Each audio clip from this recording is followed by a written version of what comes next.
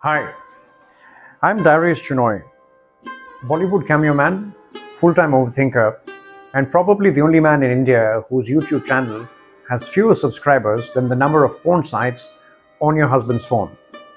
Welcome to this week's Uncommon Sense, the show where I rip off the masks people wear and sometimes discover there's something far filthier underneath than we've ever wanted to see.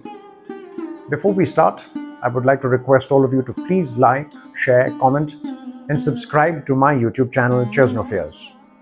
My target is 1 million subscribers because, unlike most porn websites, I'm not free and I have absolutely zero interest in collecting your browser history. This is a critical social issue plaguing our societies, and I understand you may have a short attention span, but I would request you to watch the entire episode for the benefit of making a real difference.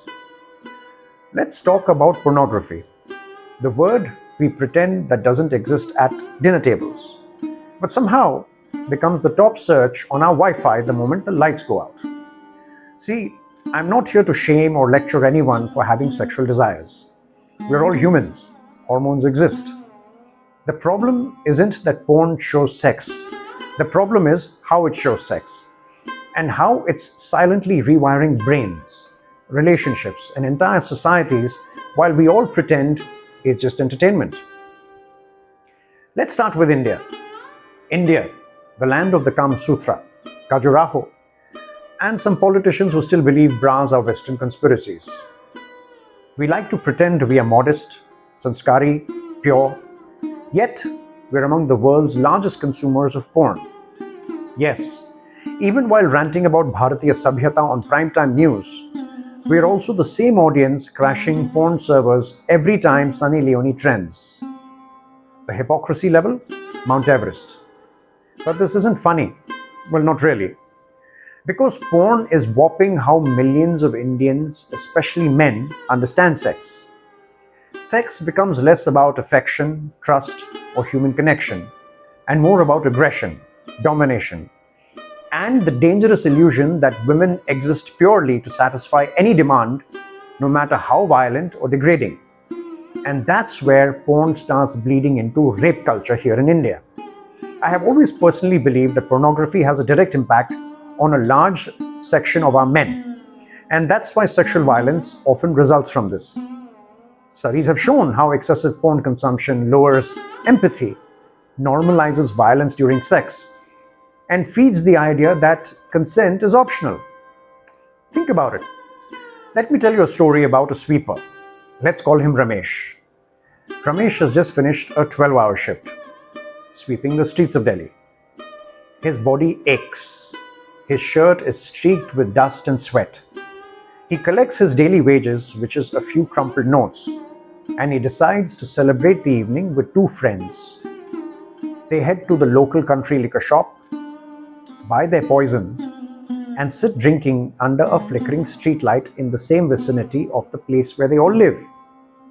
Now, as the evening goes on and the bottle empties, one of them pulls out a smartphone and shows the latest gangbang video on X Hamster, or some other website that's still yet to be banned in India. On that tiny screen, visually, these three drunk men see three men enter a woman's house to check some repairs. They look at her, drop their trousers, and order her to get on her knees, and she does so. Instantly. There's no wooing, there's no foreplay, and questionable consent. And what the porn film shows is that the woman loves it and wants it. Just immediate mechanical submission, as though women purely exist to obey any sexual demand. Now, these same drunk men watch, laughing, their minds soaked in cheap liquor and cheaper fantasies, and then they decide to imprint what they have seen on screen into real life to satisfy their carnal desires. It's obvious they want sex, but the money's gone, spent on alcohol, and the nearest brothel is too expensive. So their eyes wander, and that's when they see a young child nearby. I won't disclose the gender. A child who probably knows them because they all live in the same basti. A child playing outside its home, feeling safe. They call the child over. The child comes willingly, smiling at familiar faces. The child is then whisked off to a dark corner, and within the next hour, every horror unfolds: rape, violence. And when the men realize the enormity of what they've done, panic sets in.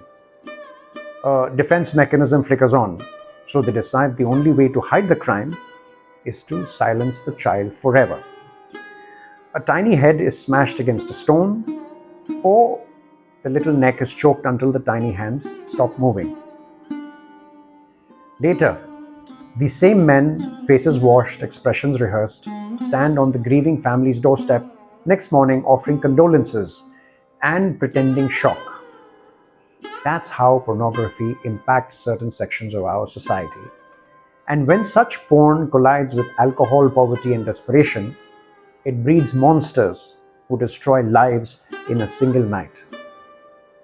The Supreme Court observations in multiple hearings on internet regulation has flagged the connection between online porn and increasing sexual crimes against minors, especially in poor communities where sex education is absent. Not all rapes stem directly from porn.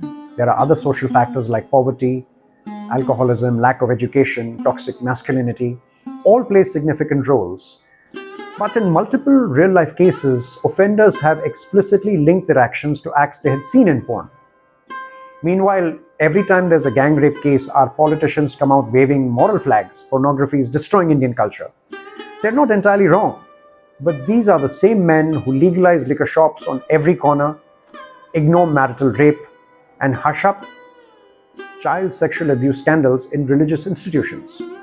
They blame porn for sexual violence, but they never fix the root problem.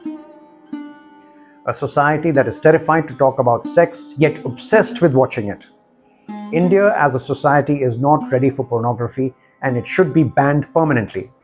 And I request the government of India to ban porn permanently. Let's be clear. I'm not calling for bonfires of computers or complete bans on everything erotic. But we need honesty, we need discussion, we need deliberation. Pornography isn't just another industry. It's shaping how millions understand sex, women, love, and power. It's leaving entire generations numb, anxious, and unable to connect with the real world. It's feeding rape culture here in India and fueling emotional breakdowns over there in America. Before I close, let me say this clearly. Not everyone who drinks becomes an alcoholic. Not everyone who owns a weapon becomes a killer. So, rationally, not everyone who watches porn becomes a rapist or a sex offender. Think about it. But if we took away alcohol, there'd never be a single alcoholic. If we banned guns, like we have here in India, at least we'd control crime to a large degree. So, rationally, banning pornography does seem logical. If we want to ensure rapes and sexual offenses are brought down, if not wiped out completely. Because while not everyone becomes a predator, the damage done by those who do is far too great for society to keep ignoring.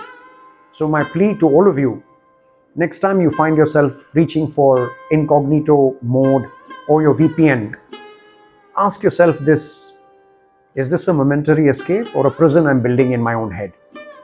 Is this how I want to see women, men, or sex itself?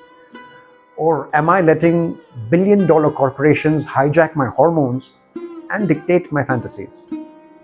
Because here's the dirty secret nobody wants to admit. Porn might be private, but its consequences are devastatingly public. This has been Uncommon Sense. I'm Darius Chinoy. As usual, please like, share, comment, and subscribe. Thank you very much. Jai Hind.